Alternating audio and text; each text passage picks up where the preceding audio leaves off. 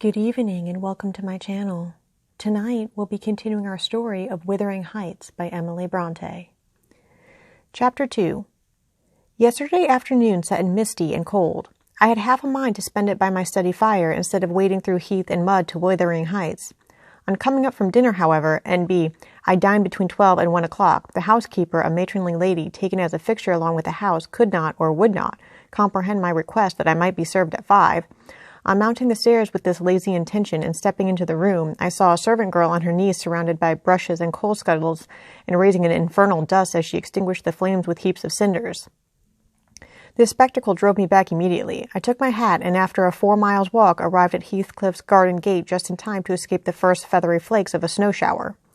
On that bleak hilltop the earth was hard with a black frost, and the air made me shiver through every limb.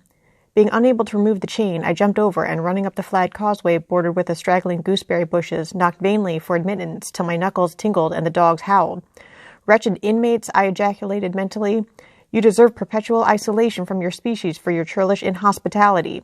At least I would not keep my doors barred in the daytime. I don't care, I will get in." So resolved, I grasped the latch and shook it vehemently. Vinegar-faced Joseph projected his head from a round window of the barn. "What are you for?" he shouted. "To master's down at the fold. Go round by the inn till Lathe if you want to spake to him." "Is there nobody inside to open the door?" I hallooed responsively.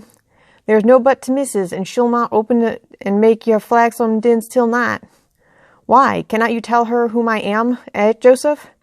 "Nor to me. I'll have no hand with it," muttered the head, vanishing. The snow began to drive thickly. I seized the handle to essay another trial, when a young man without coat and shouldering a pitchfork appeared in the yard behind. He hailed me to follow him, and after marching through a wash-house and a paved area containing a coal-shed, pipe, and pigeon-cot, we at length arrived in the huge, warm, cheerful apartment where I was formerly received. It glowed delightfully in the radiance of an immense fire compounded of coal, peat, and wood, and near the table, laid for a plentiful evening meal, I was pleased to observe the Missus, an individual whose existence I had never previously suspected. I bowed and waited, thinking she would bid me take a seat. She looked at me, leaning back in her chair, and remained motionless and mute. "Rough weather," I remarked. "I'm afraid, Mrs. Heathcliff, the door must bear the consequence of your servant's leisure attendance. I had hard work to make them hear me." She never opened her mouth. I stared. She stared also. At any rate, she kept her eyes on me in a cool, regardless manner, exceedingly embarrassing and disagreeable. "Sit down," said the young man gruffly. "He'll be in soon." I obeyed and hemmed and called the villain Juno, who deigned at this second interview to move the extreme tip of her tail in token of owning my acquaintance. "A beautiful animal," I commenced again. "Do you intend parting with the little ones, madam?" "They are not mine," said the amiable hostess, more repellingly than Heathcliff himself could have replied. "Ah, your favorites are among these?" I continued, turning to an obscure cushion full of something like cats. "A strange choice of favorites," she observed scornfully. Unluckily, it was a heap of dead rabbits. I hemmed once more and drew closer to the hearth, repeating my comment on the wildness of the evening. "You should not have come out," she said, rising and reaching from the chimney-piece 2 of the painted canisters. Her position before was sheltered from the light. Now I had a distinct view of her whole figure and countenance. She was slender and apparently scarcely past girlhood, an admirable form, and the most exquisite little face that I have ever had the pleasure of beholding. Small features, very fair, flaxen ringlets, or rather golden, hanging loose on her delicate neck, and eyes, had they been agreeable in expression, that would have been irresistible. Fortunately for my susceptible heart, the only sentiment they evinced hovered between scorn and a kind of desperation, singularly unnatural to be detected there. The canisters were almost out of her reach. I made a motion to aid her. She turned upon me as a miser might turn if anyone attempted to assist him in counting his gold.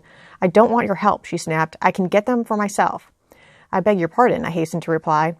"Were you asked to tea?" she demanded, tying an apron over her neat black frock and standing with a spoonful of the leaf poised over the pot. "I shall be glad to have a cup," I answered. "Were you asked?" she repeated. "No," I said, half smiling. "You are the proper person to ask me."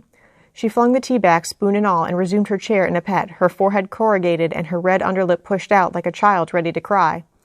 Meanwhile, the young man had slung on to his person a decidedly shabby upper garment, and erecting himself before the blaze, looked down on me from the corner of his eyes, for all the world as if there were some mortal feud unavenged between us.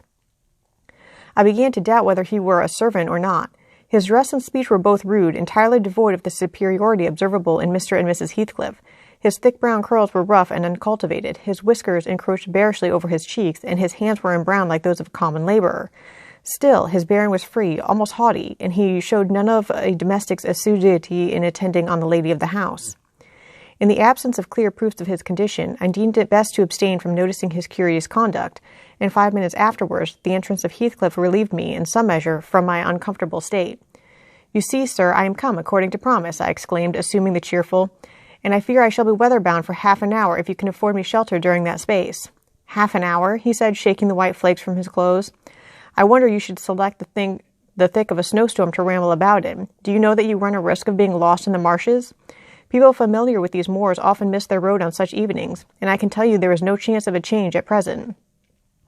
"Perhaps I can get a guide among your lads, and he might stay at the Grange till morning. Could you spare me one?" "No, I could not." "Oh, indeed. Well, then, I must trust to my own sagacity." "Humph." "Are you going to make the tea?" demanded he of the shabby coat, shifting his ferocious gaze from me to the young lady. "Is he to have any?" she asked, appealing to Heathcliff. "Get it ready, will you?" was the answer, uttered so savagely that I started. The tone in which the words were said revealed a genuine bad nature. I no longer felt inclined to call Heathcliff a capital fellow. When the preparations were finished, he invited me with, "Now, sir, bring forward your chair," and we all, including the rustic youth, drew round the table, an austere silence prevailing while we discussed our meal. I thought if I had caused the cloud, it was my duty to make an effort to dispel it. They could not every day sit so grim and taciturn, and it was impossible, however ill-tempered they might be, that the universal scowl they wore was their everyday countenance. "It is strange," I began, in the interval of swallowing one cup of tea and receiving another. "It is strange how custom can mold our tastes and ideas. Many could not imagine the existence of happiness in a life of such complete exile from the world as you spend, Mr. Heathcliff. Yet I'll venture to say that surrounded by your family and with your amiable lady as the presiding genius over your home and heart—" "My amiable lady," he interrupted, with an almost diabolical sneer on his face. "Where is she, my amiable lady?" "Mrs. Heathcliff, your wife, I mean." "Well, yes. Oh, you would intimate that her spirit has taken the post of ministering angel and guards the fortunes of Wuthering Heights even when her body is gone. Is that it?" Perceiving myself in a blunder, I attempted to correct it. I might have seen there was too great a disparity between the ages of the parties to make it likely that they were man and wife. One was about 40, a period of mental vigor at which men seldom cherish the delusions of being married for love by girls. That dream is reserved for the solace of our declining years. The other did not look 17. Then it flashed upon me. The clown at my elbow who is drinking his tea out of a basin and eating his bread with unwashed hands may be her husband, Heathcliff Jr., of course. Here is the consequence of being buried alive. She has thrown herself away upon that boor from sheer ignorance that better individuals existed. A sad pity. I must beware how I cause her to regret her choice. The last reflection may seem conceited. It was not. My neighbor struck me as bordering on repulsive. I knew through experience that I was tolerably attractive. "Mrs. Heathcliff is my daughter-in-law," said Heathcliff, corroborating my surmise. He turned as he spoke, a peculiar look in her direction, a look of hatred. Unless he has a most perverse set of facial muscles that will not, like those of other people, interpret the language of his soul. "Ah, certainly. I see now. You are the favored possessor of the beneficent fairy," I remarked, turning to my neighbor. This was worse than before. The youth grew crimson and clenched his fist with every appearance of a meditated assault, but he seemed to recollect himself presently, and smothered the storm in a brutal curse, muttered on my behalf, which, however, I took care not to notice. "Unhappy in your conjectures, sir," observed my host.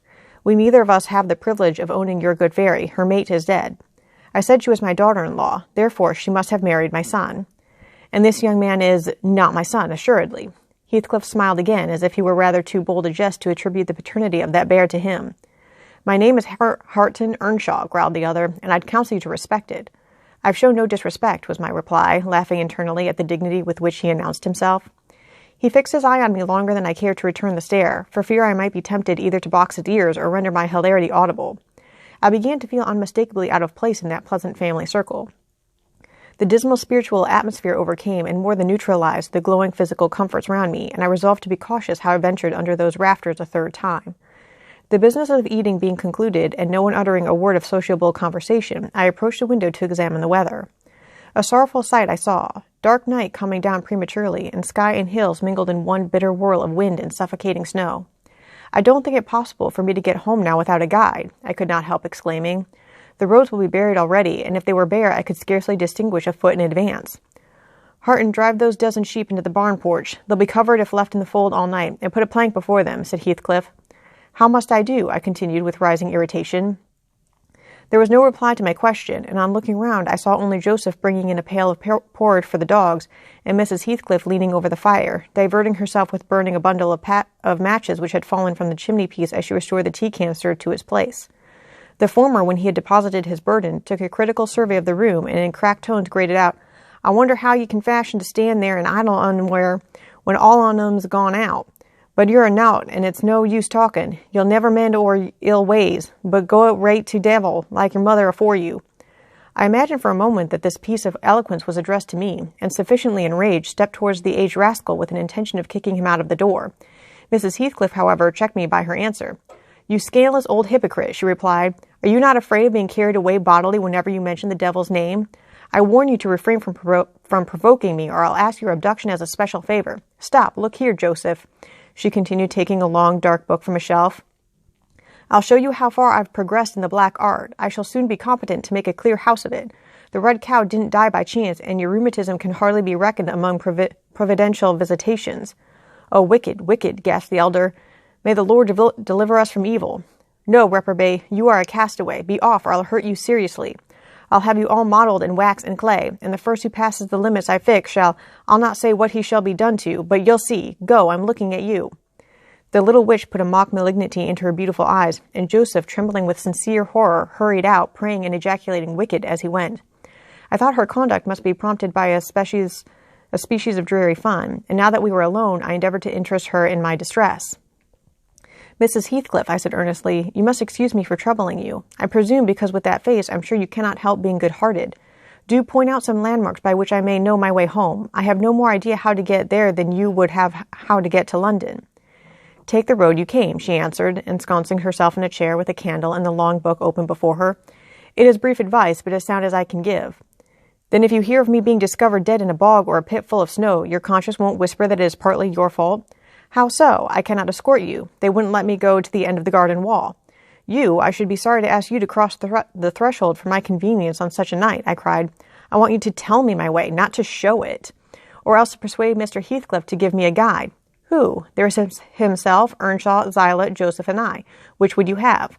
"Are there no boys at the farm?" "No, those are all." "Then it follows that I am compelled to stay." "That you may settle with your host. I have nothing to do with it." "I hope it will be a lesson to you to make no more rash journeys on these hills," cried Heathcliff's stern voice from the kitchen entrance. "As to staying here, I don't keep accommodations for visitors. You must share a bed with Harton or Joseph if you do." "I can sleep on a chair in this room," I replied. "No, no, a stranger is a stranger, be he rich or poor. It will not suit me to permit anyone of the range of the place while I am off guard," said the unmannerly wretch. With this insult my patience was at an end. I uttered an expression of disgust and pushed past him into the yard, running against Earnshaw in my haste. It was so dark that I could not see the means of exit, and as I wandered round, I heard another specimen of their civil behavior amongst each other. At first the young man appeared about to befriend me. "I'll go with him as far as the park," he said. "You go with him to hell," exclaimed his master, or whatever relation he bore. "And who is to look after the horses, eh?" A man's life is of more consequence than one evening's neglect of the horses. Somebody must go," murmured Mrs. Heathcliff more kindly than I expected. "Not at your command," retorted Harton. "If you set store on him, you'd better be quiet."